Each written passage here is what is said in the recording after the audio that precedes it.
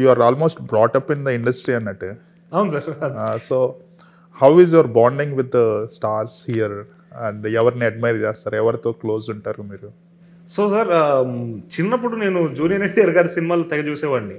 అంటే like the angry young man portrayal of his కదా, it really connected with me. ఆ చిన్నప్పుడే నాకు నా లైఫ్లో ఏం జరిగిందో అప్పుడు నాకు తెలియదు, బట్ లైక్ ఆ రౌద్రం అనే ఎమోషన్ ఉంది కదా, it use to easily connect to me. So I use to really watch his cinemas. తన మోనోలాగ్స్ కొన్ని, యమదంగలో మోనోలాగ్ ఉంది కదా, సుమా గారు చెప్పారు మొన్న, ఏమంటే అది చాలా ప్రాక్టీస్ చేసేవాడిని. అంటే like my mum wanted me to practise that because that is a very beautifully written high standard.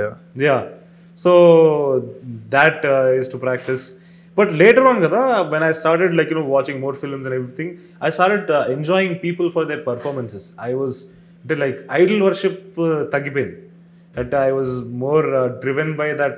ఈ సినిమాలో అదర్ కొట్టేశాడు, ఆ సినిమాలో ఈయన అదర్ కొట్టేశాడు. ఐ వాజ్ అంటే ఒకటే హీరో అని కదా నాకు, I would say I really worship all our heroes because they have delivered such చాలా అద్భుతమైన పర్ఫార్మెన్స్ని చేశారు in their own spaces, in their own films. So like that everybody has impacted me in some or the other way.